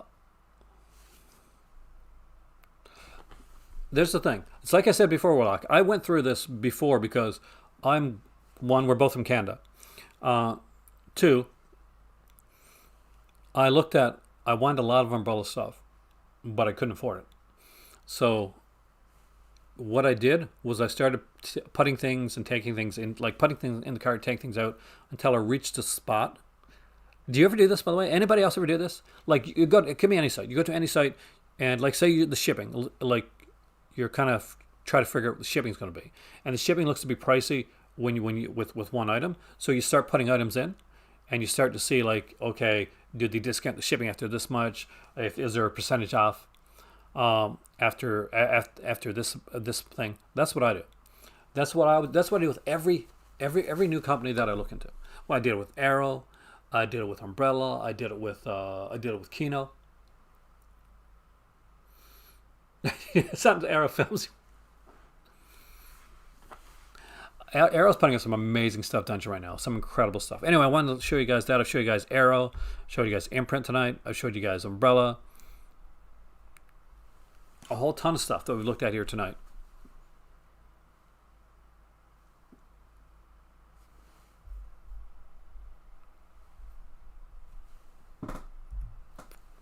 So there you go.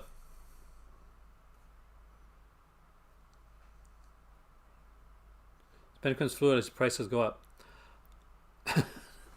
Not a problem, Dennis. That is. Hopefully, you have an amazing time.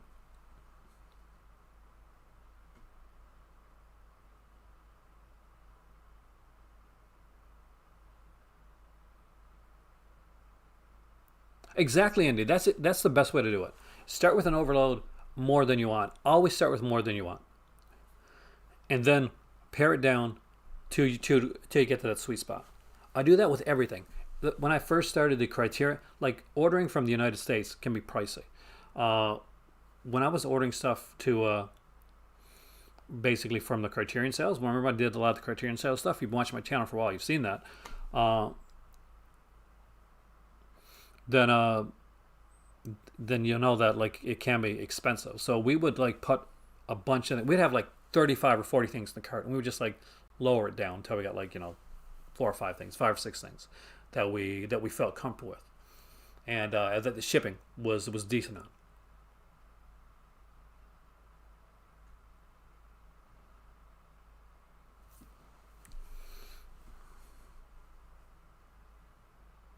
Madman, oh, yeah, there is.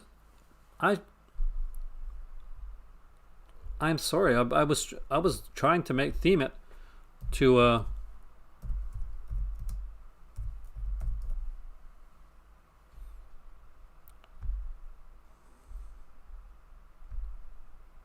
so that I could do like a whole bunch of like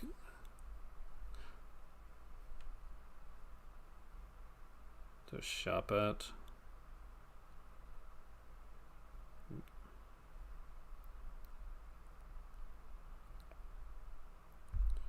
Go to their films first. Don't worry, I'll get you guys in here. Are there any new Jess Franco rumors? What I've heard, Twisted Cinema. We don't have HBO Max, no, Jason. Unfortunately, we don't. And a lot of the HBO Max programming has been bought up by Crave over here in North America, which sucks. I could order from Unobstructed View, and I hope in the future I can order from Unobstructed View. But Warlock can tell you all about why I unfortunately have been not be able to order from Unobstructed right now. But I do hope that all gets worked out. But yeah, we don't have HBO Max. Like we don't have Hulu either, by the way. Disney, when they would put the Star thing onto onto the Disney Plus channel. So yeah, that's Hulu for us.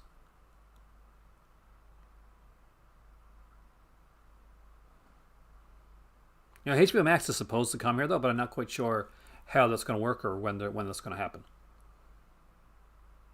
Because we do have the regular HBO channel here, and with HBO Go, but honestly, it's gets slaughtered and carved up by our Canadian broadcasting companies, which has been bloody. It should not be allowed. You may never get that order from a strict review. It's sad but true. Like we, as film collectors in Canada, guys like me, guys like Warlock, and Ready, people like that, we wanna support Canadian distribution companies. We really do. Unfortunately, when it has to be a bit of a two-way street. You have to be open to the support, and you gotta talk. You can't Severin it during a sale. You can't. I love Severin, but that's one of Severin's biggest problems is their communication with their customers. And Unobstructed, it's unfortunately it's the same thing. It's getting that distribution down. When I ordered Vinegar Syndrome, and I was worried about the stuff coming, the Canadian distributor, the guy that actually does the stuff, distributes the stuff in Canada, he gave me a call. He personally called my phone, and I couldn't believe that. Blew my mind. That a guy actually said, I'd take a while getting back to email, so I figured I'd just call you. So that always impressed me, and that's why I've been so big when it comes to like a lot of the Vinegar Syndrome stuff.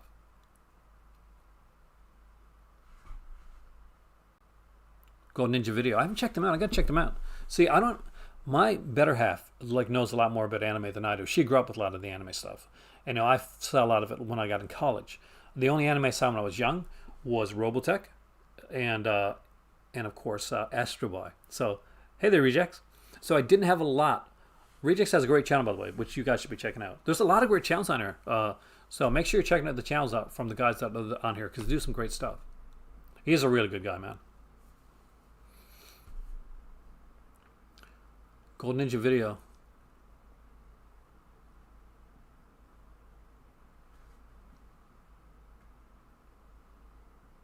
I see. I don't have the Criterion channel. I had it for like the first month or so, but it was too. It's seriously too expensive here in Canada. To be bluntly honest with you, it's insanely expensive. See, it's not a cool thing. See, Vinegar Syndrome called you to unobstructed, never get back to you. Zach is saving for the next Vinegar Syndrome sale. So Zach, are you in my? If you're in my Patreon, I'm not sure if you are. If you are, I'll be doing a video, a live stream, where I'll be going on and buying live on here with you guys during the sale.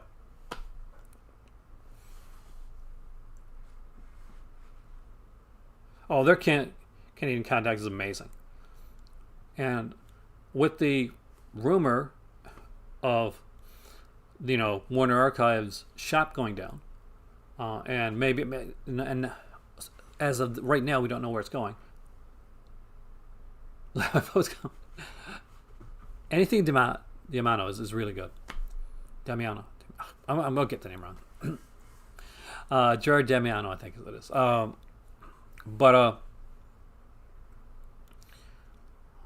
Yeah, I had somebody really I did like the video about. See, have a great night, Mr. Sushi.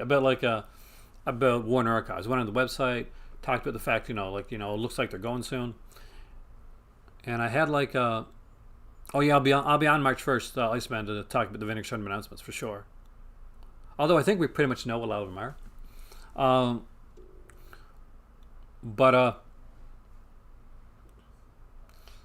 But yeah, so I did a video about just a deep dive, and somebody was like, send me a link to, yeah, I don't believe you. I need proof that Warner Archives is changing their website or is going down. I'm like, dude, I said I just report what I've heard. And it's like, so no proof until a link. And I'm like, okay, all right, go find your link, because Google's your friend and I'm not the news. So, was that too harsh? I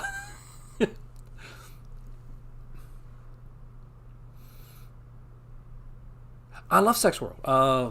What a weird comment to say, but I do actually. Facts and Comics, I agree with you. I love Pump Up the Volume. I'm actually so sad, Indy, that they don't have a better release for that. Like, it's going to have an amazing transfer. It won't have any features. That's the thing that bothers me. But I'll buy it anyway down the road. AME actually was in our first video with AME with Fat Samurai guy. Master Chaos. I'll definitely check that out. I haven't watched it yet because I'm a little bit behind on Master Chaos. But I got to catch up because he's a really nice guy, by the way. I was on his channel for Hollyweird and I hope to come back again. Not too harsh, thanks. Because sometimes I wonder, because I say a lot of things jokingly, and I think Trini actually, unfortunately, thought I was being really harsh, but I was speaking from the heart. It's a good film. Actually, I really do. I do stand by that film. I think it's a good film. It's well done, and it's got a good budget behind it too, for especially for that type.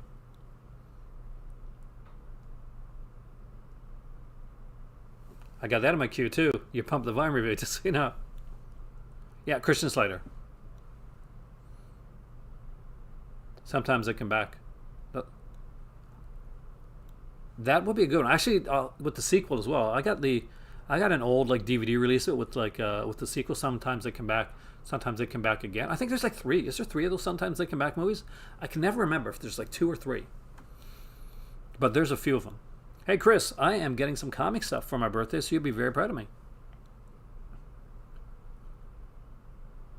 I have from my mom. I know that I have the omnibus of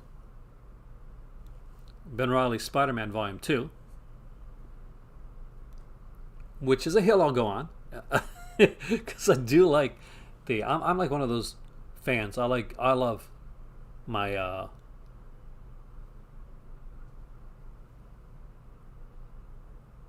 definitely more psychological. Party shipping from Diabolique to Canada's 35 US. Was it for regular shipping, Warlock? There's three. Thanks, Reject. I wasn't quite sure. That'll be on my birthday, because that's when, as far as I know, at this point, Chris, there is going to be 3, possibly 4 omnibuses that I'll be revealing on my birthday. And then afterwards, each one of those will get their own reviews. I didn't get anything from the Valentine's Day sale. I wish I had. Around this time of year, Zach, it's like, March is coming up. My birthday's March 31st. And we just got off of like my oldest birthday was on like January. Was at the end of January. So we don't normally like buy anything around this month, because tends to be like a leaner month for us.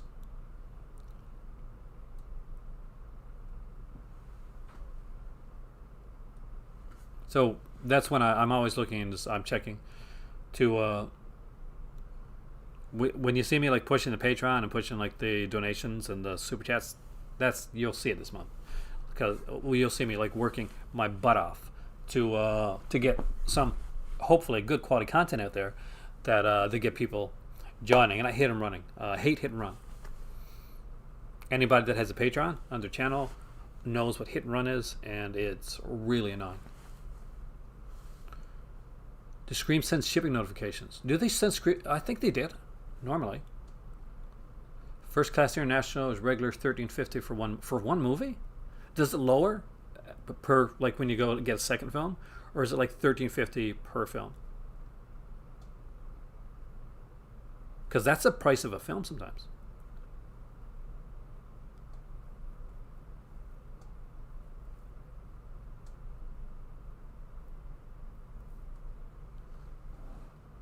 We should got the original Woman in Black on. Oh, nice.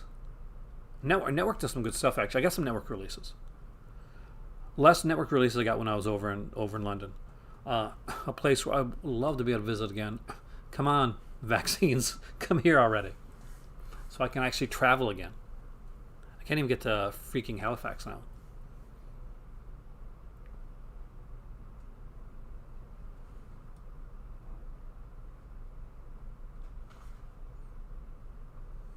I always got to check. Have a couple viewers on here that actually are sending me stuff for the channel for my birthday, and I'm so excited, like super stoked. You know who you are. Your stuff will be unboxed on the channel. 2 items and shipping jumped to 20 US. So that's not too bad. It's gone down a bit. Party stayed the same.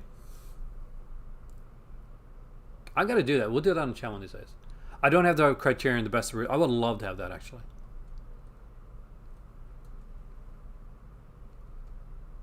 I haven't really. I only work right now. Reject. I work with Mill Creek Entertainment. Recently with Umbrella. I have worked in the past with Tri-Coast Entertainment. But like as in reviewing, not worked with, obviously. But I haven't tried a Raven Banner. I should reach out to them actually, because they are a Canadian distributor.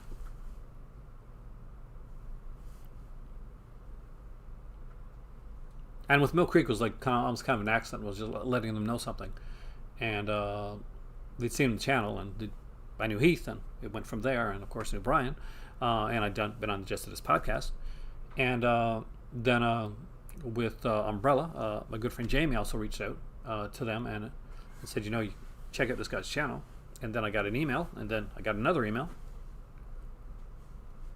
Is that hard to work with them, like Warlock? Like, I wouldn't even know who to contact. Like, I should. I mean, like, literally, this is my channel. I review movies, and I should be contacting more companies for this type of stuff. Early on, when I had like a small channel, I did contact some companies and I said, hey, I like to review your stuff. Some of them got back to me. Other ones didn't even like get back to me at all.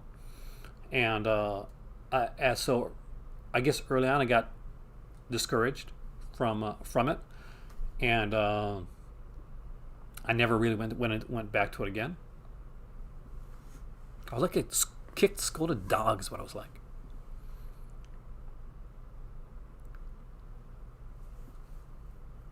But Raven Banner puts out a lot of good like horror stuff, a lot of good genre stuff. I haven't seen I haven't watched anything yet today, Warlock. Basically, I was up to like 3 something. I got up at 3 in the morning to make a video for my Patreon channel. I got up, made the video. It was over a half hour long. Had to wait for it to upload. Had to put it on the channel, and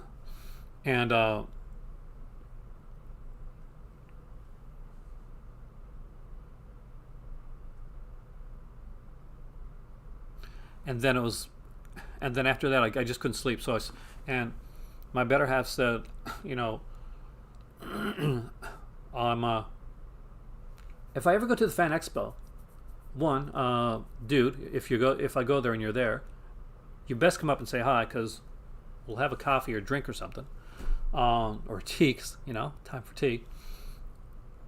And 2, I'll definitely now that the channel's a bit bigger and I go around, I work with some people, I'll actually contact them. Is Blu-ray.com, do they have stuff? I mean, like, I thought they were just like reviewers, like reviewing place, or in a forum site, a place for people to complain a lot. Because most of the time when you go to Blu-ray.com, it just brings you to Amazon or something like that. I will definitely watch that. Farrell and Ray and Brink Stevens. I love Brink Stevens growing up, man. Taz Records is now so. Oh, excellent. For those who don't know, here in Nova Scotia, there's a Taz Records. There's a couple actually. Taz Records is where I get my laser discs at. Really nice people, great place, really fun to work with. I'm sure. I actually love that name. Shipping from Britain isn't too expensive. Really? Royal. I know the slowness of Royal Mail, man.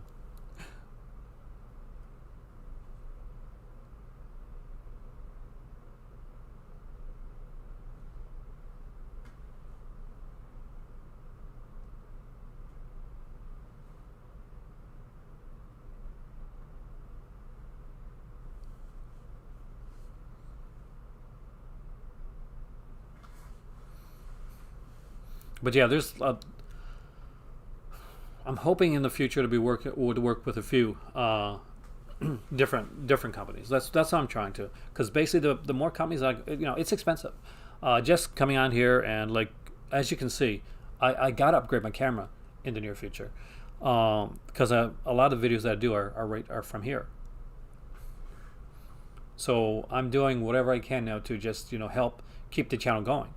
And I'll be honest with you, sometimes it's not easy. You guys are great though, and just you definitely keep me in a good mood whenever I'm kind of down too. I love that. But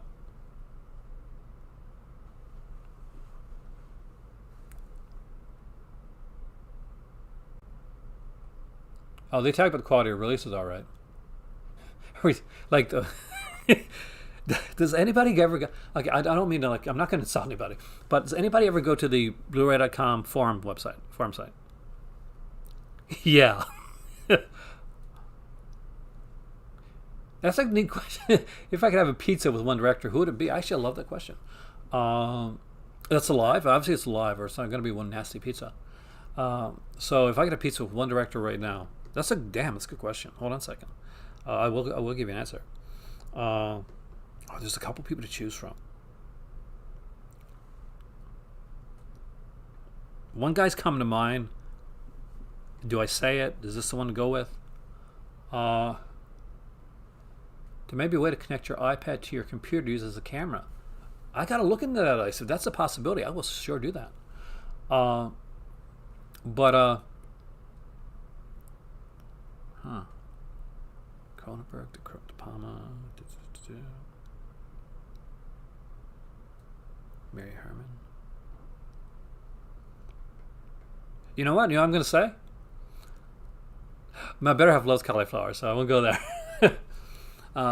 Because I know the guy from this channel here.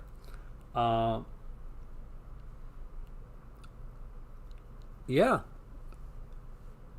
Good friend of the channel, Jamie Blanks. I actually would. I would love to have a pizza with Jamie and talk about slasher films. So that's the honest answer. I thought, well, am I going to be De Palma? Am I going to pick Scorsese? I'm like, wait a second. I know a director, and he's into the stuff that I'm into. Why wouldn't I want to have a pizza with somebody that I know? Lots of steps to it. Ugh. That's the killer part, Reject Man. As you can see, like, this is not the quality. Like, you'll see videos that I do, reviews that I do on my iPad, and they're crystal clear and all that type of stuff. Make clicks interview launch party. I gotta check that out. That's gonna be cool. I'll check that out later. Thank you, Warlock. Hey, Fat Samurai Guy. Why is your stuff not showing up on my screen? Purple Pizza. Nice to see you here, man. Thank you so much for having me on there. I'm not quite sure if I'm going to be able to go for next week because work sucks. But hopefully, because I really, really enjoyed last week. And by the way, every one of you guys already subscribed to Fat Samurai Guy, but if you're not, you should be. Because he just does some amazing stuff. And he has some amazingly neat ideas for his channel as well. Watch as I hide behind my... Even Press. Yes, actually, Warlock knows somebody from Even Press. I'm pretty sure you do, don't you, Warlock? I got to get some of their comics. I'm waiting to get to see, I want to go to Ontario again in the future. Well, hopefully when things get better. I want to go, one of the places I want to go is I want to go to Ontario.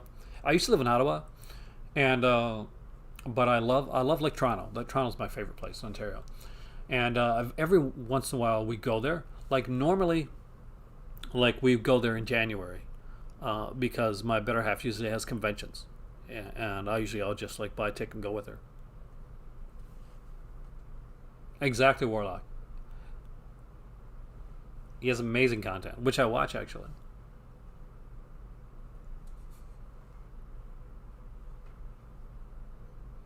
The first time I got to see AME, actual, in kind of in person, Asian movie expert was right there on that. Aside from seeing his channels, it was Zombie George Romero. See, I'm so jealous, man. I would love to meet him. Definitely keep me the loop, man. Toronto's closed, I know. Damn it, everything's closed right now. Traveling for me right now is when I got to go to Value Village today. So, wow. Okay, have a great night, man. I've never been to Vancouver. That's one of the few places I haven't been, Jason. When I was in college, I little get to know more about Beyonce's Varens thing. I knew a girl, and we were close, and to the point where I almost moved to Vancouver with her, but I didn't, and I think she ended up marrying a producer or something like that. So she made the right decision, or I made the right, well, whatever. It worked out fine. Because my awesome partner is upstairs there right now. And there's my gushiness. But I would love to go to Vancouver. And I've heard too that is beautiful. The reason that I wanted to go was for a different reason. Obviously, I was going to act, and as an actor, as a writer, somebody who wanted to direct, then Vancouver is kind of the place to be.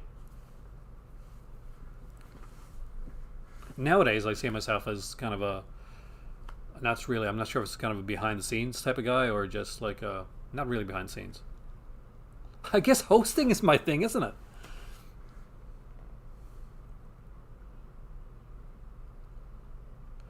It's not ready. Not yet. I mean, like, let's be honest. Like, who's gonna go? And if they got it worked out right, reject. Like, here's the thing: you can't go in and have like a full theater right now. We know that. Uh, I know. I heard about Fry's, Alan. I'm so bummed about that actually, because I never got to go to Fry's, and I really want to go see one. That's one of the things I want to do. As silly as that sounds, I want to go to the United States. I want to go to Fry's. I don't know if it's ready to make a comeback in theaters yet. Like I really don't. I eventually my win years ago. Yeah, I did. I don't have the criterion of it yet though. You didn't like my Winnipeg? No, I understand. It's not for everybody.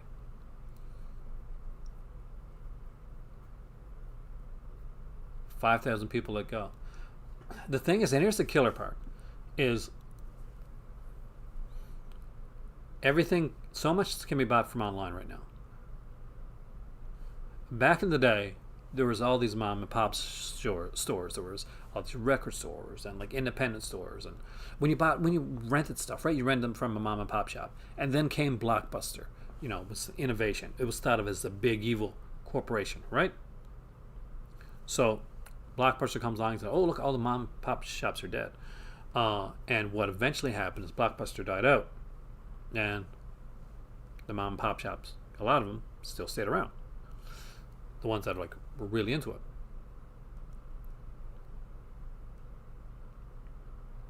Yeah, true. That's when all this collectors cross connect on YouTube. That's so true. Always look for the positive, Warlock. Then, like people, got upset about okay, this place, we can't buy physical media so much anymore because Amazon came along, and Amazon became like the place, like kind of took the place of like a lot of the big places, which is sad. Like I buy from Amazon all the time and I buy online, but I would love to see more brick and mortar shops come. And I think eventually it'll be there. It'll just be more niche. Fries at all top company. Yeah, there you go. Right, all the top company Blu-ray releases. And you see like less and less places that have it. I watch guys like Mid-Level Media, for instance, does some really great stuff, and he goes into the stores. Target almost never has anything. Yeah, March the 12th is the Warner Archive sale, and as far as I know, Elvin, from what they've said, whether it was a joke or they just wrote it wrong. Hey, Fitzhammer, you have a great evening, man. I will talk to you again soon.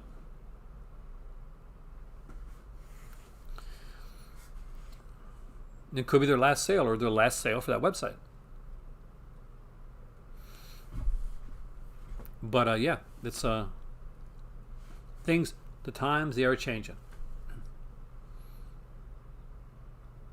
See, some of them didn't. Like, you get certain ones that put. I used to go to Blockbuster a lot.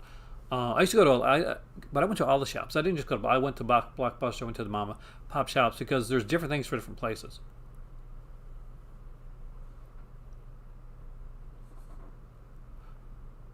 I'm very I've been bothered recently by some of the stuff that Amazon Canada hasn't got, and what kills me is I'm not sure if Chris is on here still now, but I've recently started collecting comics, but not just any comics.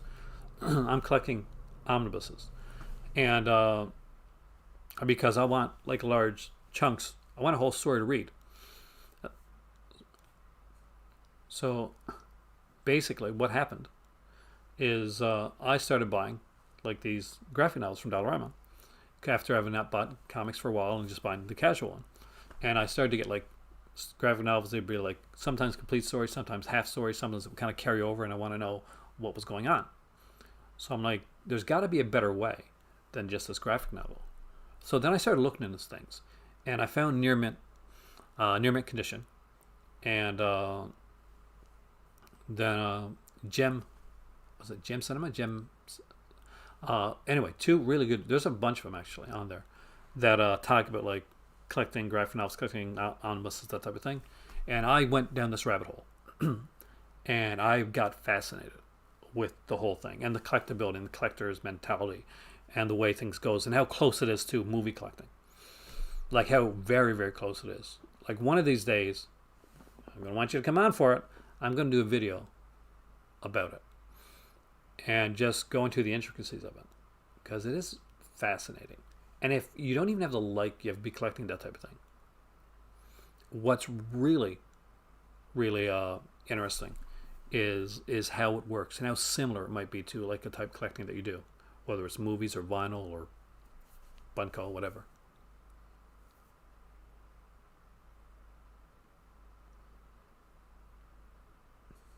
Amazon shipping when you're over. That's what does it, man. Once you get Amazon Prime, then you got your Amazon shipping, you got your Amazon like Prime Video, you got your Amazon Prime Music. I've rarely ventured down the third-party sellers route because most of the time, Dungeon, when I find a third-party seller, they're from the UK or they're from somewhere else, and it's like expensive for me to get it. And then I worry, am I going to get it in the right time? Is going to make it in the right time period? Those are the things I look into.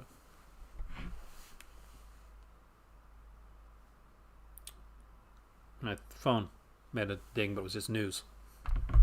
Not anything important, just like was probably there for a while actually.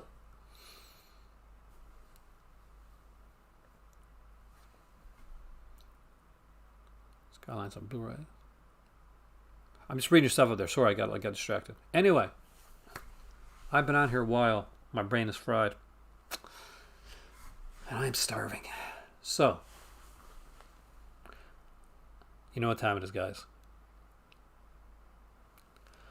I am Aaron. Thank you so much for joining me. It's for Saturday night on the movies, talking about a lot of Arrow plus some Australian labels as well, and I'll be looking into those anime labels in the near future. So we'll be looking at Gold Ninja. We'll look at the other one that was mentioned. I actually got it up on my screen right now.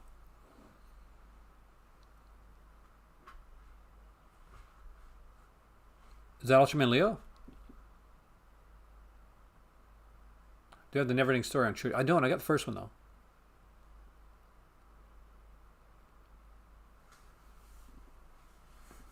But thank you all for coming in. Thank you for hitting the like button.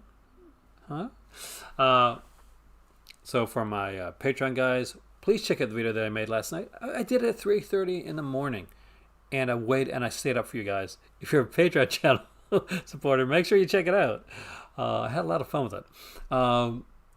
Either way, guys, most important thing of all, stay happy and healthy.